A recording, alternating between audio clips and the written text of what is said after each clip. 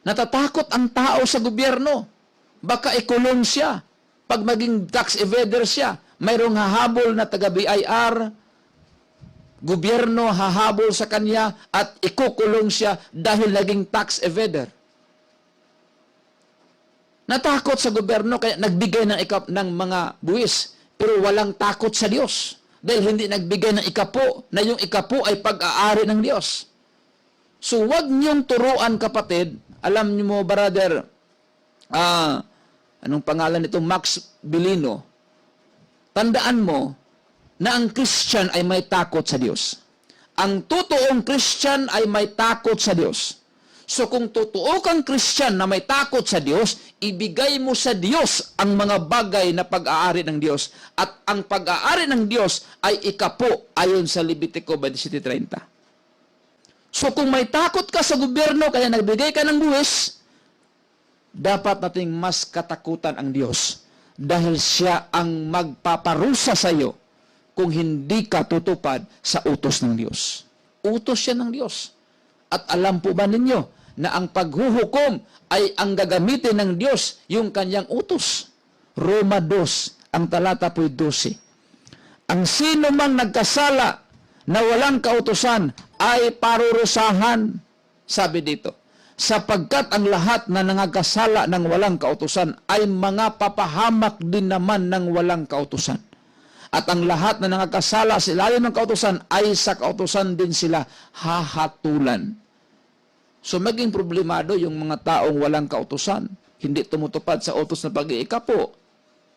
Dahil sasabihin nila, Kristiyano kami.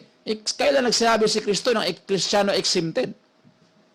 Kailan sinabi ni Kristo na ang mga Kristiyano exempted sa pagbigay ng ikapo? Wala. Ay, kita ninyo, ang bigat ng sinasabi niya, no? Kaya ang Kristiyano raw ay dapat sumusunod sa mga kautusan ng Diyos. Masunurin sa Diyos. Ibigay daw ang sa Diyos. Wala naman akong tutol doon, ibigay ang sa Diyos. At sundin mong utos ng Diyos. Tapos ano pang sabi niya? Dapat daw ay hindi ako nagtuturo. Dahil ang dapat daw ang Kristiyano ay masunurin kay Kristo. Kaya ano bang itinuro kong paglabag kay Kristo? Siya nga nagtuturo ng paglabag sa mga katuruan ng Diyos. Yung kanyang turo ang labag sa turo ng Diyos. At ang sabi pa niya, kailan daw sinabi ni Kristong exempted ang Kristiyano sa pag-iikapo? No? Palibasa ay hindi nagbabasa nga. Pastor na walang unawa, hindi nakakaunawa. Di hindi alam. Tingnan mo. Exclude nga, hindi nga kasama ang Kristiyano, di exempted. Basahin mo ang aklat ng mga bilang kung sinong inuutusan doon. Kasama ka ba doon na inutusan? Kasama ba ang Kristiyanong inutusan na magbigay ng ikapo sa aklat ng mga bilang? Ulitin ko pa ba sa iyo? Hebreo 7:5. Ulitin ko ulit sa iyo para ikaw ay makaunawa. Para hindi ka magbintang sa kapwa na pati ako tatakutin mo na hahatulan ng Diyos sa kautusan. Sino bang nalabag sa utos? Ikaw. Ikaw na pastor, tamo, sabi rito, katotohanan pa yan, at katotohanan ang mga sa anak ni Levi na nagsisitanggap ng katungkulang saserdote ay mayroong utos na kumuha ng 10 bahagi sa bayan ayon sa kautusan. Sa makatuwid ay sa kanilang mga kapatid. Exempted ang Kristiyano doon.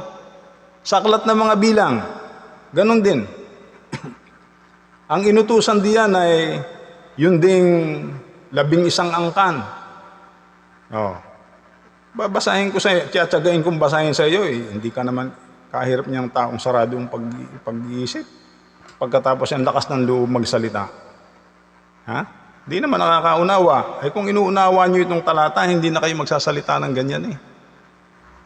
Kayo may hiya sa inyong sarili. No? Eh hindi kayo marunong umunawa. Ito, at sa mga anak ni Levi ay narito, aking ibinigay ang lahat ng 10 bahagi sa Israel na pinakamana. 10 bahagi daw nino ang ibinibigay sa mga Levita. Yung sa Israel, doon lang sa mga anak ni Jacob, na ganti sa kanilang paglilingkod na kanilang ipinaglilingkod sa makatuwid bagay sa paglilingkod sa tabernakulo ng kapisanan. At sa haharapin ay huwag lalapit ang mga anak ni Israel sa tabernakulo ng kapisanan. Baka sila'y magtaglay ng kasalanan at mamatay. Talatang 23 ng Kapitulo 18 pa rin ng mga bilang. Sundan mo at basahin mo rin, Pastor Dario Luciñara. Ngunit gagawin ng mga Levita ang paglilingkod ng tabernakulo ng kapisanan at kanilang tataglayin ang kanilang kasamaan. Ito'y magiging palatuntunan magpakailanman sa buong panahon ng inyong mga lahi. At sa gitna ng mga anak ni Israel ay hindi sila magkakaroon ng mana. Sapagkat ang 10 bahagi ng tinatangkilik ng mga anak ni Israel na kanilang iahandog na pinakahandog na itinaas sa Panginoon ay aking ibinigay sa mga Levita na pinakamana. Kaya't aking sinabi sa kanila sa gitna ng mga anak ni Israel ay hindi sila magkakaroon ng mana. Sinalita ng Panginoon kay Moises na sinasabi, bukod dito'y sasalitain mo sa mga Levita at sasabihin mo sa kanila, pagkuha ninyo sa mga anak ni Israel na 10 bahagi na aking ibinigay sa inyo mula sa kanila na inyong pinakamana, ay inyong iahandog nga na pinakahandog na itinaas sa Panginoon ang 10 bahagi ng 10 bahagi. Tama? Pagkuha ninyo sa mga anak ni Israel, ay paulit-ulit ng sinabi diyan sa aklat ng mga bilang, na ang iyong kukubrahan lang, ang iyong kukunan lamang, ang iyong kukuliktahan. Ano bang ibang mga term? Ang iyong sisingilin lang ng 10 ay yung 11 angka ng Israel. Bakit mo pilit na sinisingilan yung mga Kristiyano, yung mga hintil na naging Kristiyano? Di ba exempted? Tatanong mo pa kung kailan naging exempted? Ay from the very start.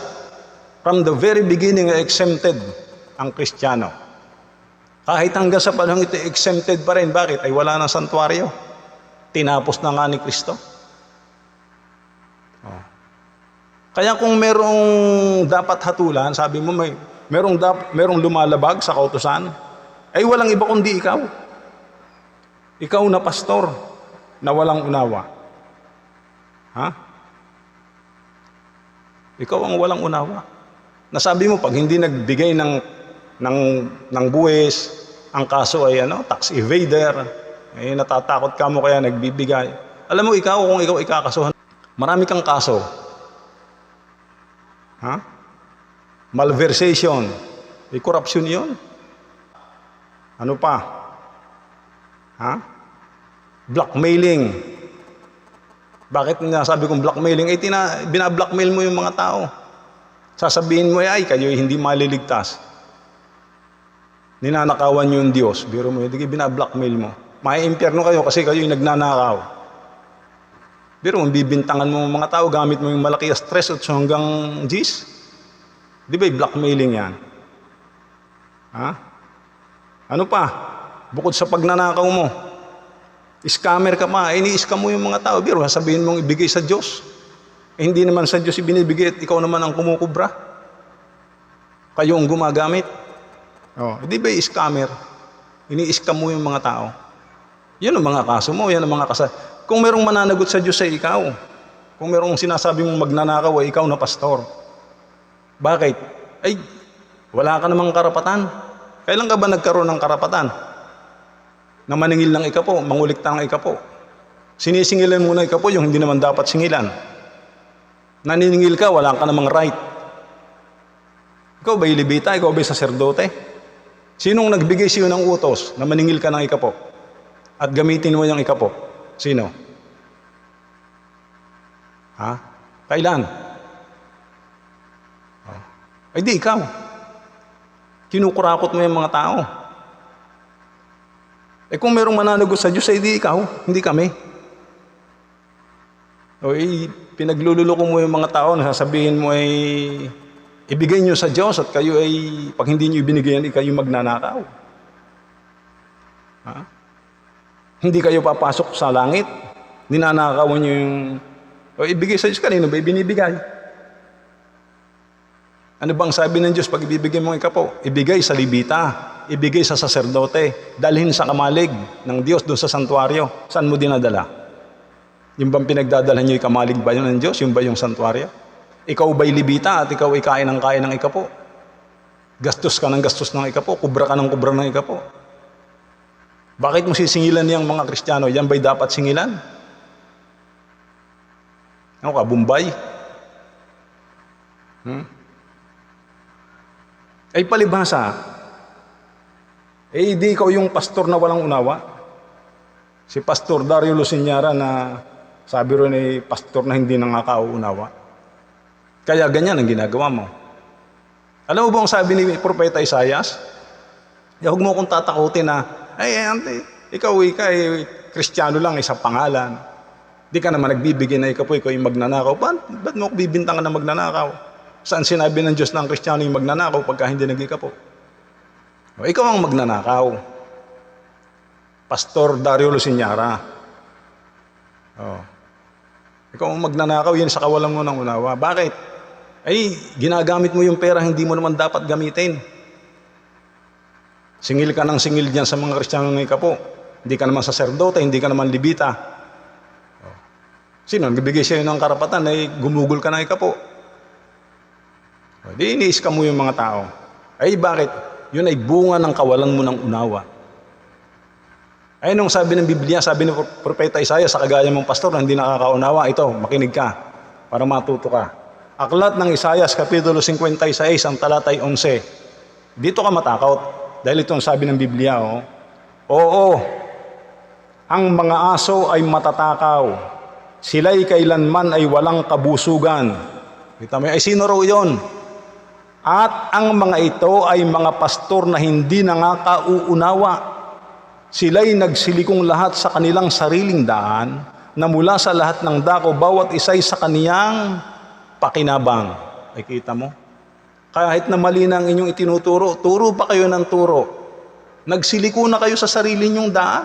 Anong dahilan? Bakit kayo singil pa na singil ng ikapo? Bawat isa'y sa kaniyang pakinabang. Kasi doon ka nakikinabang. Hindi ako may sabi niyan. Biblia ang may sabi. Aso na matatakaw sila kailan may walang kabusugan. Sino raw ito? Mga pastor na hindi nangakaunawa. Di ikaw yan. Kabilang ka dyan, Pastor Dario Luciñara. Hindi mo naunawaan niyang pinagsasasabi mo. Tingnan mo. Singil ka ng singil ng ikapo sa Kristiyano, wala namang sabi ang Biblia ang singilan mo ng ikapo yan. Wala rin sinabi ang Biblia ang ikaw ay dapat maningil. Hindi ka naman authorized. Dahil hindi ka libita. Hindi ka naman saserdote. Ang lakas ng loob mo, tingnan mo. Sa panahon ng lumang tipan, na-existido pa yung pagbibigay ng ikapo. Umiiral pa yung pag-iikapo. Meron na diyang propeta, meron ng pastor. O dumating si Kristo. Si Kristo mismo na dakilang saserdote. May mga apostol. Kahit isang sentimo'y hindi nakialam ng ikapo ang mga yan. Magbasa ka ng Biblia kung nakialam ng ikapo ang mga yan. Hindi sila nakialam kahit isang sentimo sa ikapo. Hindi naningil ng ikapo. Ikaw, hindi ka naman libita. Anong lakas ng lubong kumain at gumugol niyang ikapo? Talo mo pa si Kristo. Gaano kalaking kalapastanganan ninyo yan? Kaya kung sasabihin yung magnanakaw at ako'y tatakutin mo, nasasabihin mong dapat sumunod sa utos ng Diyos, ikaw ang manlalabag sa utos ng Diyos. Pastor na matakaw at walang kabusugan. Naintindihan mo yung talata? Ang sinasabi mo? Naintindihan mo ba yung sentido ng banal na kasulatan? Ngawa ka ng ngawa, hindi mo. Bumerang lahat na sinasabi mo, bumabalik sa'yo. Ipare-pares naman ang iyong argumento, puro sablay. Misled. Kita mo, iuutos mo at maniningil ka, hindi misled. Misinterpretation, misrepresentation, misapplication, ay lahat ay mis. Hari ka ng sablay. Puro sablay. Saan kayo nakakita niyan? Wala naman kayong maipakita. Sabi mo, kailan exempted? Mula from the very start, exempted ang Kristiyano sa ikapo. Hanggang ngayon, hindi naman iniutos ang pag-iikapo. Kayo lang ang nag-uutos. Wala kang ang right maningil lang ikapo, singil ka ng singil, para kang Bombay na may pautang. Anong gamit mo? Malakiyas, tatakutin mo. Ikaw, magnanakaw. Pastor na walang kabubusugan. Ayan. Ang sagot ko sa iyo. Matatauhan kayo. Ang aking layunin dito, hindi diskusyon na mapalabas natin kung sino magaling, hindi. Ang ating hinahanap dito yung totoo at gusto kong sumunod sa totoo. Ako'y Kristiyano, ang gusto kong sundin yan yung totoong doktrina. Kaya hindi mo pwedeng pasundin diyan sa maling doktrina. Oh. Hindi naman diskusyon ang hanap ko eh. Ang aking hanap dito sa temang ito ng ikapo, yung tamang turo. Kaya huwag niyo kung banatan yung mga argumentong pandiskusyon na walang mababasa. Ganon. Hindi ganon. Unawain niyo ng maayos yung talata. Kasi ikita niyo yan sa hindi niyo pagkaunawa. Nagtuturo kayo ng mali sa mga tao. Ipipilit ninyong magbigay na ikapo, tatakutin yung magnanakaw, hindi naman yan para sa Kristiyano. Tapos na yan. Ipinako na yan ni Kristo sa krus. Kaakibat yan ng santuario. Kaya nga ang tanong ko sa inyo, kung yan existido pa, ba't hindi mo ginagawa yung Deuteronomio 14, 22 hanggang 29? Na every 3 years, ang inyong ikapo ay inyong ipakakain sa mga dukha, sa mga babaeng bao, sa mga tagaibang lupa, sa mga libita, sa mga kapuspalad. Ginagawa niyo ba yon? Kung yan ay umiiral pa. Basahin niyo, Deuteronomio 14, 22 hanggang 29 o hanggang yan. Every 3 years may ganyang utos ang Panginoon. Ay bukod yun sa Malakiyas, iba naman yung sa Malakiyas na ginagamit ninyo. Pag yung Malakiyas, wala yung pagdadalhan kundi santuaryo. At yung gagamitin, kakainin ng mga libita. Kaya ako'y nagtataka sa iyo, bet kain ka ng kain ng ikapo, singil ka ng singil ng ikapo, hindi ka naman libita. Hindi, ikaw ang magnanakaw niyan. Ikaw ang matakot sa Diyos kasi pagbabayaran mo yan. Maniwala ka sa akin. Sablay yan eh. Sabi mo nga, hahatulan ka sa kautusan. Ano bang utos ng Diyos? Utos ba ng Diyos ay yung maningil ka ng ikapo? Kailan ka inutusan? Walang utos sa iyo na maningil ka ng ikapo. Ito pa, meron ko pang argumentong isa pa eh. Yung tungkol sa Hebreo 7:9 o 8, ako'y napapatawa sa iyo dun eh. Halatang wala kang talagang naiintindihan.